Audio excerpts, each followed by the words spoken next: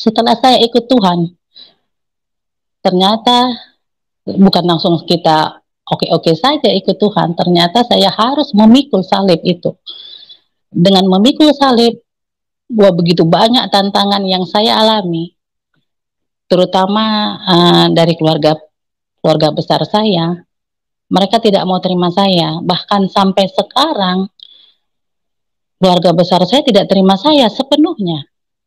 Hanya satu dua orang kakak saya yang masih mau berhubungan lewat telepon kepada saya. Tetapi kalau buat yang lain, mereka sudah menganggap saya ini orang orang murtad, saya kafir, dan mungkin seperti persepsi saya dulu, darah saya ini halal buat mereka karena saya di luar keyakinan mereka. Baik, di saat saya pikul salib, seperti kesaksian saya dulu, saya dibenci. Selain dari keluarga, saya dibenci sama lingkungan saya. Bahkan sampai rumah saya dulu dilemparin pakai mercon. Di masa-masa bulan puasa ada seorang haji, saya ingat. Bahkan di komentar yang sebelumnya, orang berkata gini, tidak mungkin seorang haji megang mercon. Tetapi ternyata buktinya ada. Puji nama Tuhan, jumpa lagi bersama saya di channel Mateo Steva Sahabat Tuhan. Tahun ini adalah tahun yang sangat luar biasa karena banyak saudara-saudara kita yang sadar dan kembali ke jalan yang benar. Nah sahabat Tuhan, seperti cuplikan video yang kita dengarkan, bahwa kali ini kami akan menayangkan sebuah kesaksian dari seorang muslimah yang kini mengambil keputusan menjadi pengikut Kristus. Nah penasaran dengan kisah perjalanan hidupnya ketika ia mengambil keputusan menjadi pengikut Kristus? Mari kita sama-sama tonton kesaksian berikut ini. Baik, salam semuanya yang menonton di channel Pak Yusuf Mandubulo. Saya bersyukur pada malam hari ini bukan kebetulan, tapi karena kebaikan Tuhan di dalam hidup kita. Baik, saya flashback sebelum saya ikut Tuhan. Seperti yang pernah saya ceritakan di kesaksian saya dulu di Pak Yusuf Mandubulo, di situ di mana saya awalnya berniat ingin menarik seseorang ke dalam keyakinan saya. Dan di situ saya mencari kesalahan di Alkitab itu, tetapi saya tidak menemukan kesalahan. Bahkan saya mengalami sakit penyakit yang luar biasa saya rasakan. Bertahun-tahun saya sakit keras. Dan puji Tuhan, saya menyerah kepada Tuhan. Saya menyerahkan hidup saya mau terima Tuhan, dan saya mau belajar taat kepada Tuhan. Bukan hanya itu saja, setelah saya ikut Tuhan, ternyata bukan langsung kita oke-oke saja ikut Tuhan, ternyata saya harus memikul salib itu.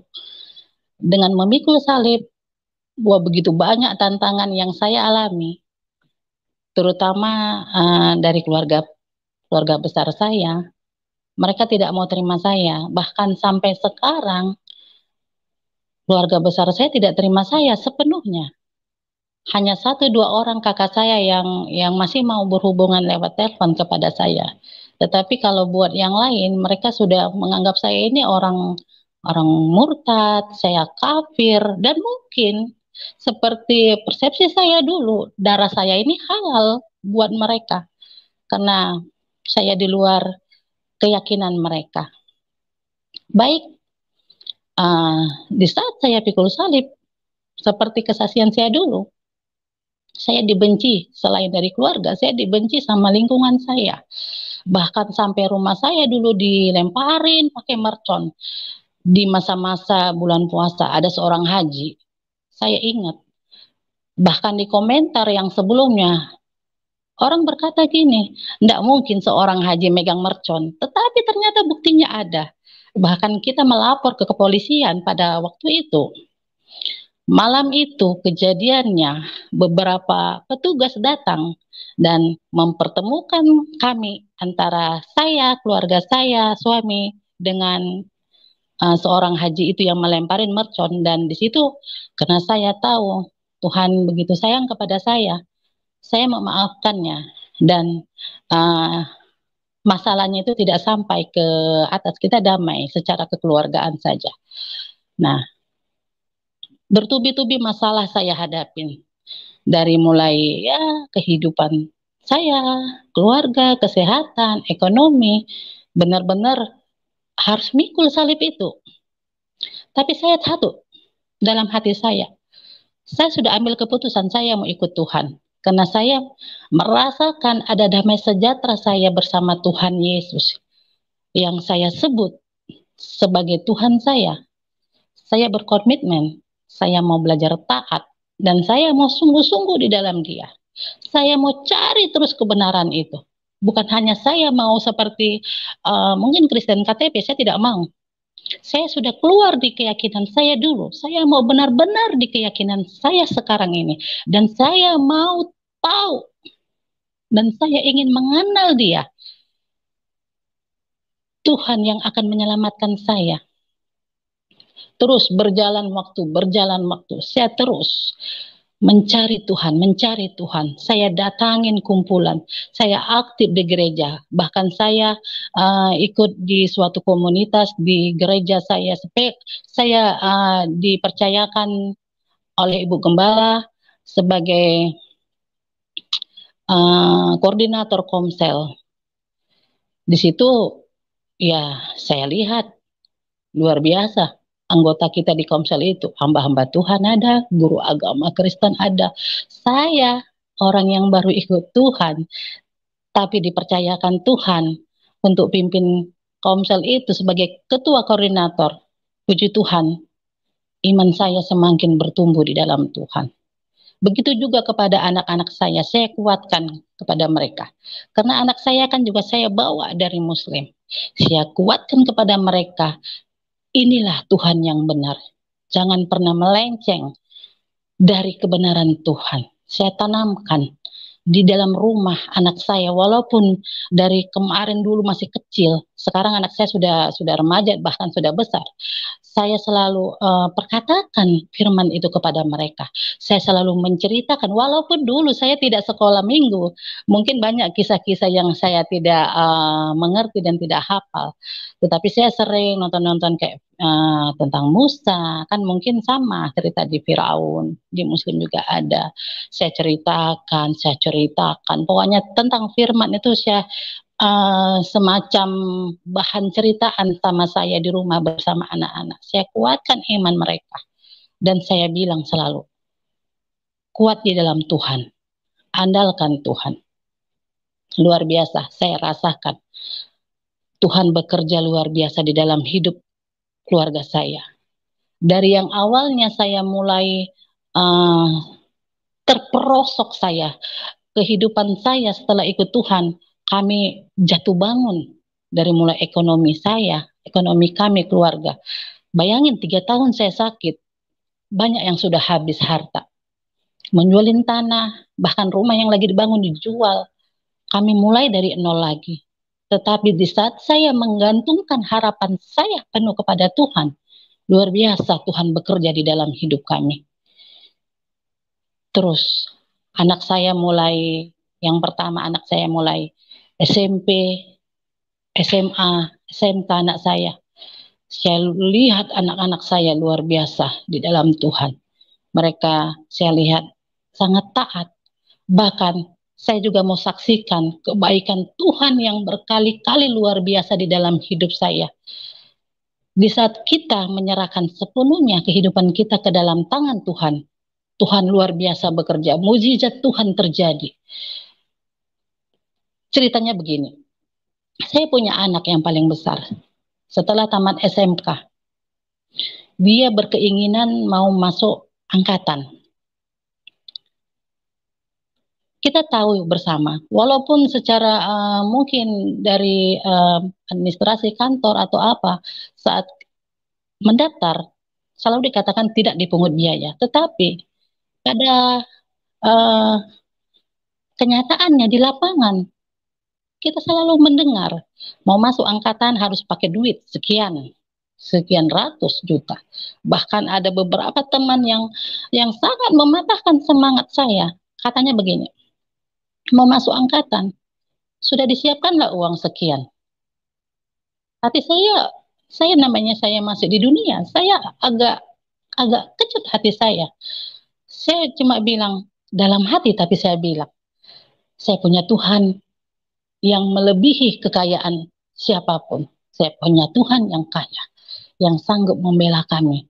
Cuma kepada orang yang saya hanya bersenyum aja, saya bilang, biarlah anaknya mencoba. Kalau memang Tuhan izinkan, dia pasti lulus. Saya katakan seperti itu. Di situ secara manusia saya down hati saya. Saya di rumah terkadang saya sering menangis. Tetapi saya ingat satu hal. Saya ingat satu hal. Serahkanlah segala kekhawatiran itu kepada Tuhan. Karena dia yang pasti yang sanggup menolong. Saya kuatkan anak saya. Tetap semangat di dalam Tuhan. Anak saya berkata begini, apa bisa lulus ya? Kita nggak pakai uang. Saya bilang, yang pertama kamu harus semangat, bekerja keras. Yang kedua, tetap diutamakan iman. Saya selalu katakan, kalau anak saya mulai lemah, saya bilang, kamu tidak punya iman. Kamu tidak punya Tuhan kah? Saya bilang, maju terus, melangkah terus. Saya bilang seperti itu kepada anak saya. Dan pada hari hanya, saya lihat luar biasa Tuhan bekerja di dalam hidup anak saya. Tahap demi tahap anak saya lewatin. Dari sekian puluh orang, anak saya lulus 4 orang. Setelah lulus 4 orang, anak saya dikirim ke Jawa, ke Surabaya, di Malang. Karena anak saya masuk TNI Angkatan Laut. Anak saya dikirim ke Surabaya, ikut Pantohir Pusat. Di situ saya dapat info, kalau dari kota saya, Kalimantan Selatan, akan gugur lagi 1 orang lagi dari Banjarmasin, sisa 3. Wah, di situ hati saya sebagai seorang ibu hancur rasanya mendengarnya. Dan saya was-was juga. Memang benar, saya serahkan kehidupan saya ke dalam tangan Tuhan. Tetapi secara manusia, saya masih tinggal di dunia.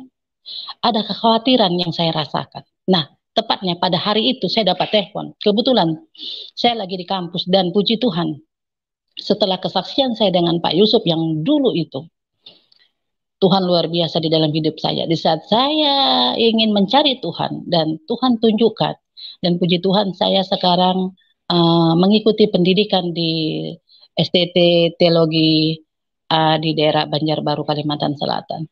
Di situ saya mengikuti belajar dan di situ saya benar-benar banyak mengetahui, wah luar biasanya ternyata firman Tuhan itu, luar biasanya Tuhan Yesus itu. Luar biasa yang saya rasakan. Nah, disitulah saya, waktu saat saya kuliah, saya dapat telepon bahwasanya ada 1 anak yang akan gugur kembali pulang ke Kalimantan Selatan. Wah, secara manusia kita pikirkan, memang anak saya ya gratis semuanya. Tetapi buat transportnya dari mulai di Banjarmasin ke Kalimantan Utara, dari Kalimantan Utara ke Surabaya, itu pakai biaya semuanya, pakai uang kita di kantong buat makan mereka selama berminggu-minggu. Tuh kita kirim dari sini. Dan ternyata katanya akhirnya setelah Pantohir Pusat, ada lagi yang mau digugurkan. Saya gini di hati saya, kalau anak saya gugur, berarti Tuhan tidak izinkan dia di situ. Karena saya selalu katakan, di saat saya berdoa, kehendak mula Tuhan yang terjadi. Tetapi kita sebagai seorang manusia, sebagai seorang ibu, hati kita merasa sedih dan apalagi di situ yang sangat beri keinginan, dia rindu masuk menjadi seorang angkatan. Wah, saya rasakan bagaimana ya anak saya nanti pulangnya kalau menangis itu. Aduh, saya rasanya hancur. Tetapi saya ingat di doa saya yang pertama, waktu pas Pantohir daerah di Kalimantan Utara, itu malamnya, anak saya telepon saya, Mama, Abang mau Pantohir daerah, bantu doa ya, Ma. Saya bilang, saya tetap bantu doa, Mama tetap doakan, karena dari mulai daftar, saya itu selalu doa, puasa, doa, puasa. Karena hal-hal seperti itu hanya doa puasa yang bisa kita bisa menolong saat kita berminta sama Tuhan. Doa puasa itu utama. Saya bilang sama anak saya, tetap semangat, tetap kuat. Kita andalkan Tuhan. Biarlah kehendak Tuhan yang terjadi. Nah, di situ di malam hari itu saya berdoa kepada Tuhan. Saya menangis kepada Tuhan. Di saat saya berdoa kepada Tuhan, saya melihat anak saya itu bersandar sama sesuatu di belakang. Saat pujian, saya melihat anak saya itu bersandar dengan sesuatu di belakang besar. Saya berpikir, sambil saya bawa penyembahan, saya berpikir, Tuhan, siapa yang di belakang anak saya itu? Saya tidak bisa melihat. Saya tidak bisa melihat. Tetapi saya lihat anak saya itu duduk dengan keadaan duduk, dia kakinya ditekuknya, tapi dia bersandar di belakang gitu. Sambil saya angkat pujian, saya angkat penyembahan, saya katakan kepada Tuhan, Tuhan siapa itu Tuhan? Saya takut anak saya sampai bersandar kepada sesuatu yang bukan dari Tuhan. Di dalam penyembahan saya, Tuhan bilang, itu aku. Anakmu bersandar kepada aku. Di situ saya semakin menangis. Terima kasih Tuhan. Engkau terus mengiringi anak hamba. Dari mulai awal sampai pada pantohir daerah. Tuhan ada di situ bersama anak saya. Anak saya bersandar kepada Tuhan. Saya sampaikan hal itu kepada anak saya. Dan ada saya WA sama anak saya. Pengumumannya besok. Tapi saya sampaikan itu kepada anak saya. Saya bilang, jangan takut, Tuhan ada di situ. Wah, kalau saya bohong, tiba-tiba anak saya nggak lulus. Bagaimana perasaan anak saya kepada saya? Mama ini bohong. Cerita katanya Tuhan ada bersama saya. Tuhan bersandar. Saya bersandar kepada Tuhan. Ternyata pengumumannya saya nggak lulus. Tetapi saya ngomong sebenarnya kepada anak saya. Saya bilang, saat Mama doa, penyembahan, dan Mama lihat, saat Mama pejam mata dalam penyembahan, Mama lihat kamu tuh bersandar sama sesuatu di belakang. Wow, 2 kali saya lihat Tuhan. Dulu yang pertama waktu pas saat saya sakit keras. Di situ saya lihat Tuhan, Tuhan jamah kepala saya dan saya menangis di bawah kakinya. Saya katakan, kaukah Tuhan itu? Itu dulu yang pertama. Yang akhirnya saya serahkan hidup saya ke dalam tangan Tuhan. Saya terima Tuhan, saya dibaptis, dan saya mau taat kepada Tuhan. Yang kedua, saya melihat Tuhan. Waktu pas anak saya pantohir daerah di Kalimantan Utara, saya ceritakan kisah itu sebelum pengumuman keluar. Dan anak saya bilang, puji Tuhan Ma, kalau memang seperti itu, Tuhan ada bersama abang. Saya bilang, tetap beriman sama Tuhan. Kita punya Tuhan. Tuhan kita benar. Tuhan kita hidup. Tuhan kita tahu apa yang menjadi bagian dalam hidup kita. Jadi jangan pernah takut. Saya bilang itu kepada anak saya. Dan pas pengumuman anak saya, mungkin anak zaman sekarang ngeprank mamanya. Dia gini, Mama, mohon maaf Ma. Bikin stiker nangis. Mohon maaf Ma, sampai ke bawah. Saya sudah hati saya rasanya gimana, tapi saya siapkan mental saya. Saya mau baca WA-nya, ternyata anak muda ya zaman sekarang ngeprank mamanya. Akhirnya saya puji Tuhan Ma, berkat doa Mama dan Papa, katanya abang lulus pantohir daerah dan abang dinyatakan berangkat ke Surabaya untuk ke Malang untuk mengikuti pantohir pusat. Puji Tuhan. Saya lihat Tuhan yang kedua kali. Dan luar biasa saat kita serahkan kehidupan kita ke dalam tangan Tuhan. Mujizat Tuhan nyata di dalam hidup kita. Cuma satu. kita serahkan hidup kita. Tuhan ada di dalam diri kita. Dan kita ada di dalam Tuhan. Bukan di luar Tuhan. Tetapi kita ada di dalam Tuhan. Lanjut lagi. Setelah itu, mereka sekitar 3 minggu mereka di Malang.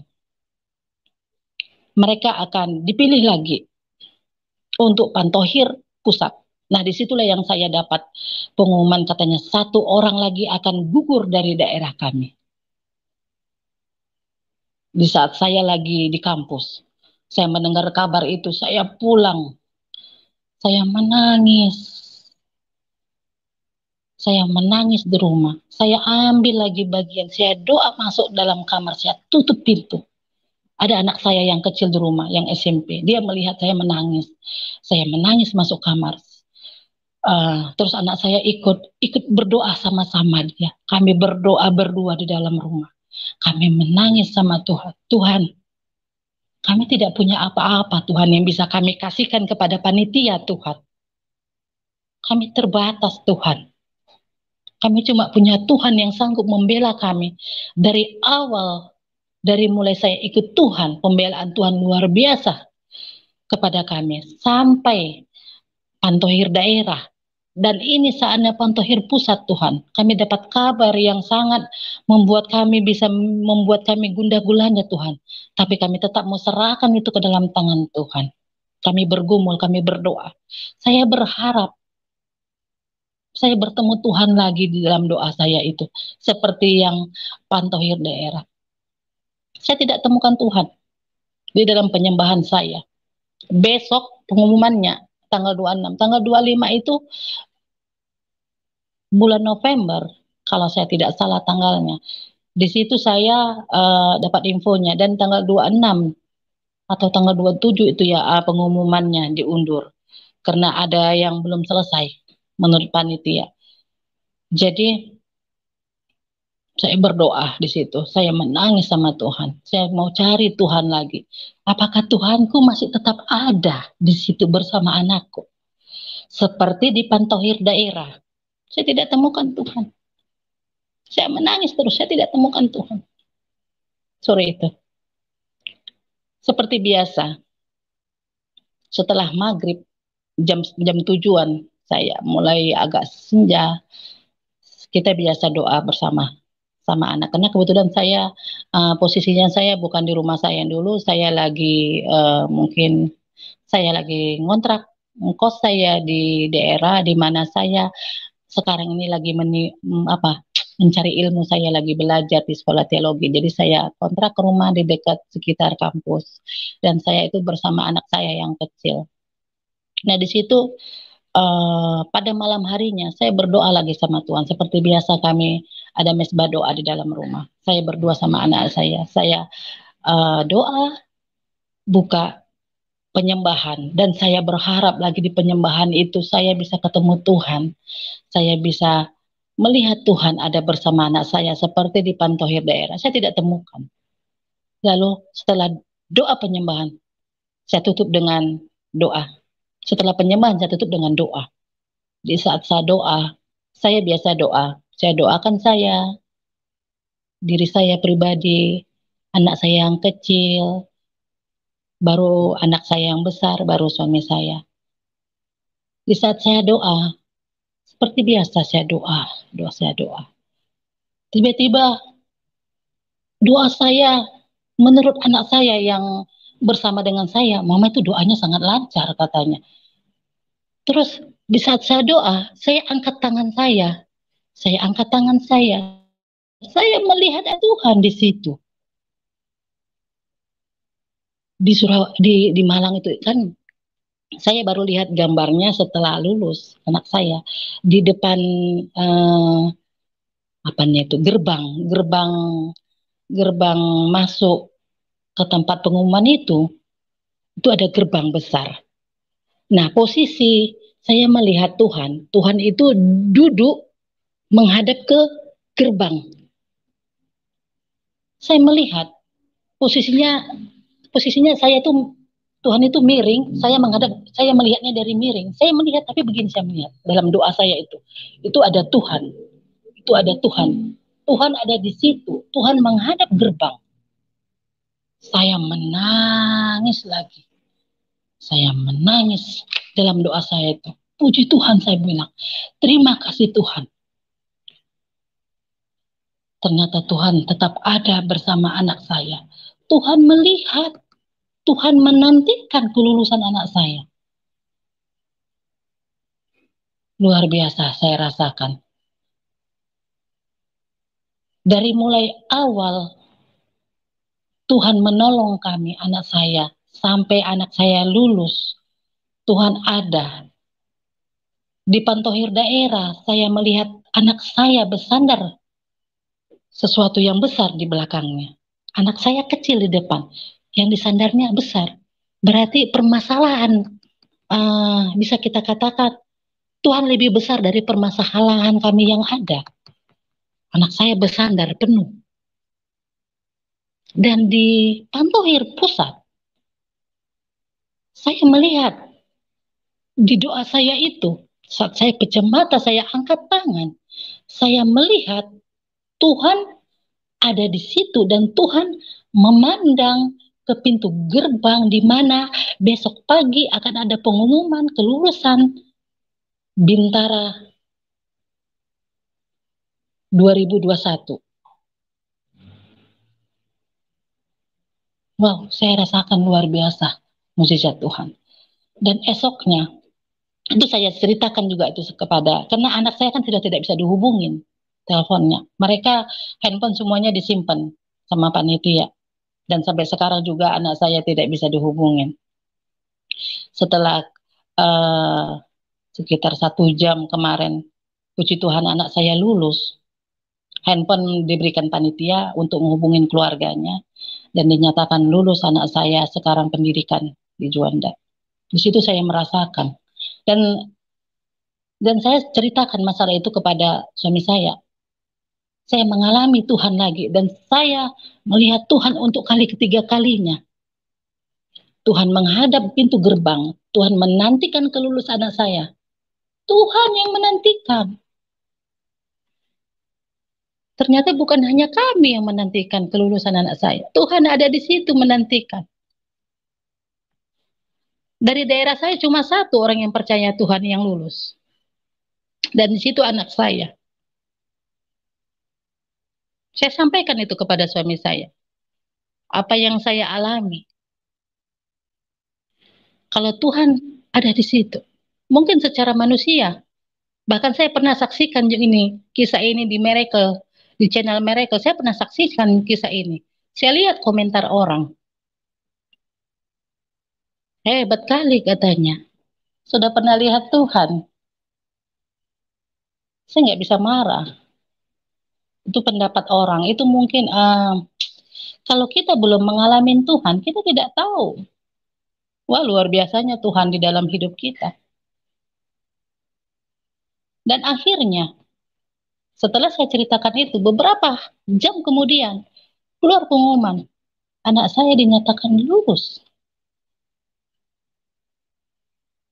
Dan dia telepon kami, puji Tuhan, dia lulus.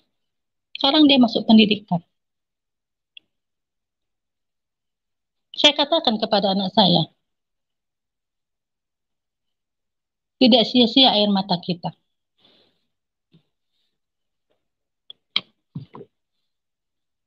Saat kita andalkan Tuhan, Tuhan bekerja luar biasa di dalam hidup kita. Intinya cuma satu. Kita harus ada di dalam Tuhan. Dan Tuhan ada di dalam diri kita.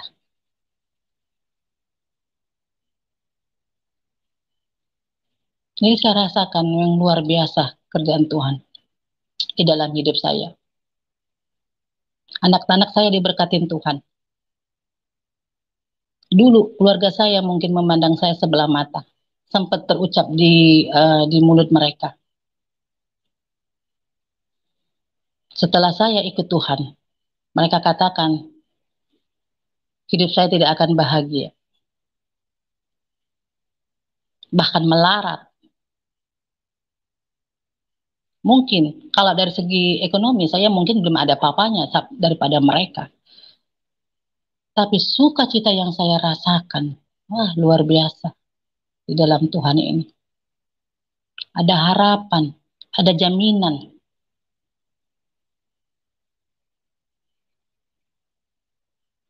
Jadi di sini saya bersama anak-anak saya selalu mengatakan kepada anak-anak, apapun keadaan, jangan pernah tinggalkan Tuhan demi apapun. Inilah Tuhan yang benar, yang penuh kasih, yang sangat mengasihi kita.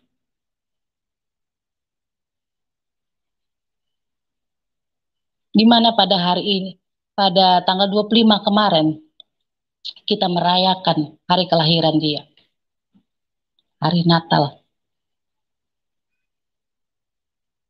Secara manusia, Natal kami di tahun ini mungkin sangat menyedihkan, karena kami tidak bersama dengan anak yang besar. Dan suami saya bekerja di luar kota. Natal tahun ini sangat menyedihkan dan penuh dengan air mata.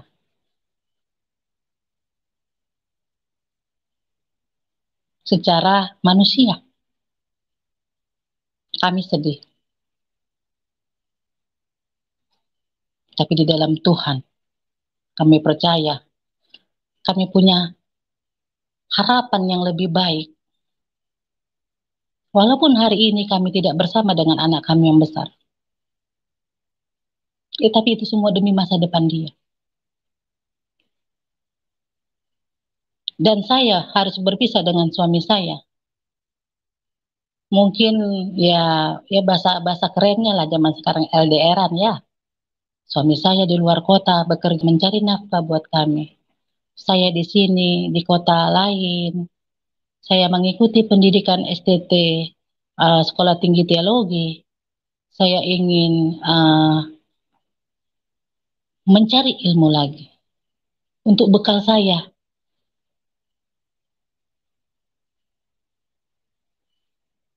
Karena Tuhan sudah panggil saya. Jadi saya harus dipenuhi dengan ilmu. Akhirnya kami berpisah. Tidak seperti orang bisa setiap hari ketemu sama suami, seminggu, 2 minggu. Bahkan kami bisa sebulan, 2 bulan baru ketemu.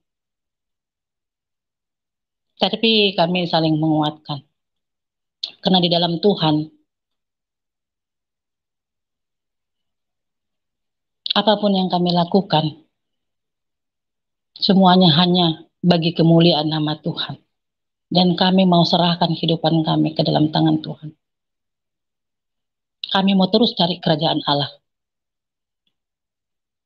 Seperti di dalam ayat firman Tuhan, carilah dulu kerajaan Allah dan kebenarannya. Makanya semuanya itu akan dicukupkan kepadamu. Kami cari terus kerajaan Allah. Dan saya sudah mulai merasakan mukjizat Tuhan dalam hidup keluarga kami. Lewat anak saya, keberhasilan dia. Jadi Bapak Ibu Saudara terkasih di dalam Tuhan. Jangan pernah ragu kepada Tuhan. Jika saat ini doa-doamu belum dijawab Tuhan, terus berdoa. Terus. Jangan karena sekali berdoa tidak dijawab Tuhan, langsung mau angkat kaki. Jangan. Terus berdoa. Jangan pernah patah semangat.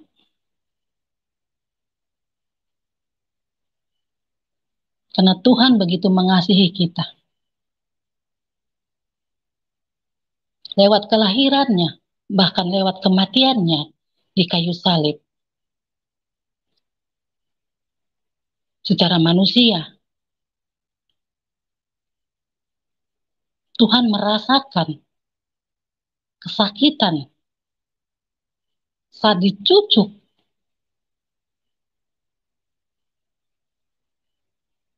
dia merasakan dengan darah yang tercurah di kayu salib,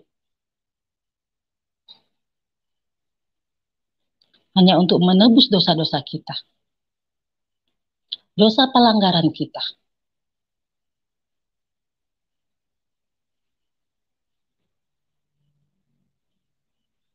Terkadang saya berpikir, begitu baiknya Tuhan di dalam hidup saya. Yang dulu saya sangat jauh dari Tuhan. Bahkan saya membenci umat-umat Tuhan, orang-orang Kristen. Dan rasanya saya jijik lihat orang kalau pergi ke gereja. Aduh, rasanya saya melihat orang pergi ke gereja itu dulu. Ke gereja, di dalam gereja pakai sepatu, tempat ibadahnya dikotorin pakai sepatu, saya bilang.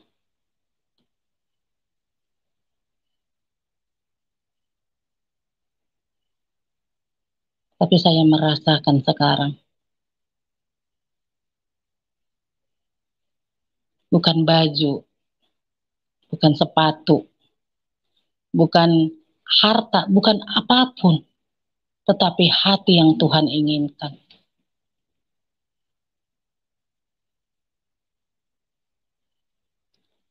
Demikianlah kesaksian dari saya.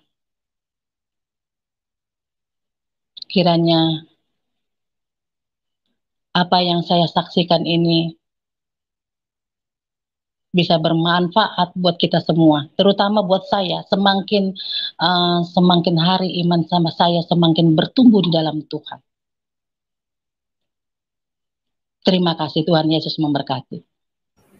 Haleluya. Ya, puji Tuhan. Luar biasa sekali, Mbak Mutia. Mbak Mutia ini namanya Cut Mutia. Cut Fatmawati, Pak. Iya, Cut Fatmawati Mutia. Iya, beliau dari Aceh, dan kita tahu bersama-sama bagaimana nuansa keagamaan yang begitu dipegang teguh oleh orang-orang yang berasal dari Aceh. Tapi Tuhan berkehendak lain. Tuhan punya rencana yang berbeda. Dan satu hal lagi saya ingin katakan, bahwa kuasa Tuhan Yesus di atas segalanya. Manusia punya tujuan lain. Manusia mungkin suka menghina Tuhan. Tadi sudah dikatakan oleh Mbak Mutia bahwa dia sangat kesal kalau melihat orang ke gereja.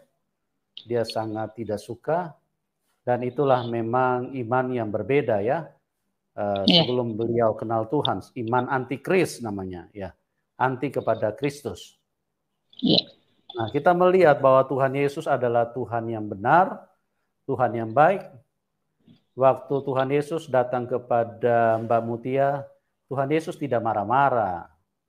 Tuhan Yesus justru mengasihi, menyembuhkan beliau dari sakit yang dokter pun sudah tidak bisa sembuhkan. Padahal kalau dilihat dari latar belakang, kalau Tuhan Yesus itu hanya berkelas manusia, hanya berkelas nabi, siapa yang perlu dilihat? Orang yang menentang Tuhan, orang yang menghina Tuhan, orang yang tidak suka kepada Tuhan, ngapain ditolong? Tapi Tuhan Yesus itu, firman-Nya itu ya dan amin. Dia berkata, marilah kamu yang letih lesu dan berbeban berat, karena aku akan memberikan kelegaan kepadamu. Itulah Tuhan yang baik, Tuhan yang benar, yang mengasihi semua manusia. Dia tidak pilih-pilih karena latar belakangmu kan antikris, kamu kan tidak percaya sama saya, maka rasain kamu sakit. Ya, Tuhan Yesus itu tidak seperti itu. Jadi firman-Nya terbukti, dia adalah Tuhan yang mengasihi semua manusia. Kalau setan itu jahat, kalau setan itu sangat ingin untuk membunuh manusia, makanya setan itu menghalalkan darah orang. Dia pakai manusia untuk saling membenci, untuk saling bertikai, saling bermusuhan, saling berkelahi, bahkan ujung-ujungnya karena kebencian yang begitu kuat muncul di dalam hidup manusia, maka manusia saling membunuh antara satu dengan yang lain. Oleh sebab itu, bagaimana kebenaran yang terjadi di dalam kehidupan seorang Mbak Mutia, disinilah pembuktian bahwa Tuhan adalah Tuhan yang baik. Oke Mbak Mutia, saya sedikit mau sharing-sharing ini, mau tanya-tanya nih.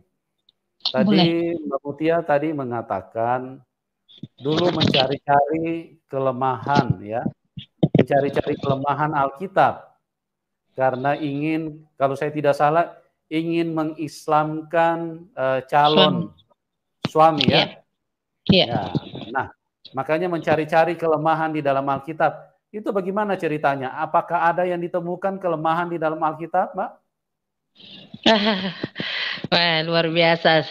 Bukan kelemahannya yang saya temukan, Mbak. Luar biasa saya lihat Alkitab itu. Tersusun rapi semuanya. Dari mulai kejadian, asal muasal, penciptaan, sampai jatuh dalam dosa. Saya lihat semuanya tertib Alkitab itu. Iya. Tersusun dengan rapi ya, Mbak? Rapi, tertib, jelas. Ya. Jadi bahkan kitab Kejadian, ya gimana? Kitab Kejadian. Bahkan yang, ya gimana? Lanjut. Oke, silakan Pak.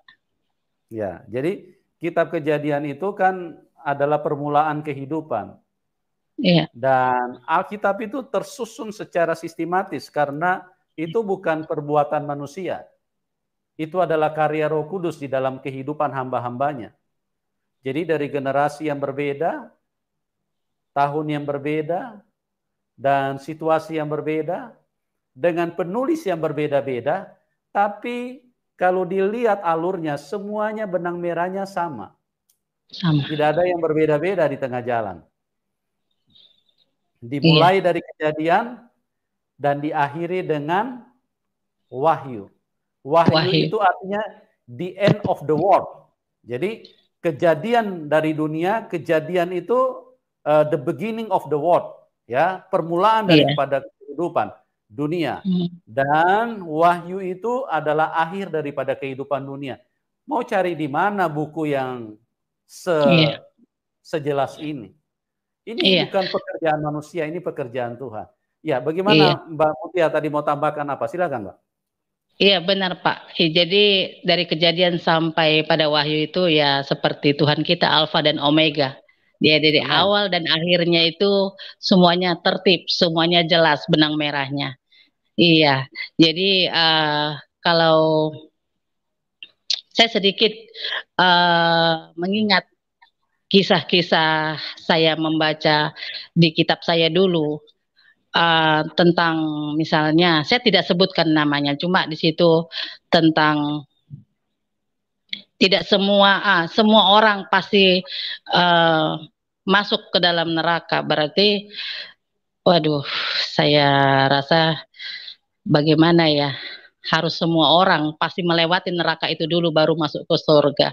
Tetapi di dalam Alkitab yang saya temukan luar biasa.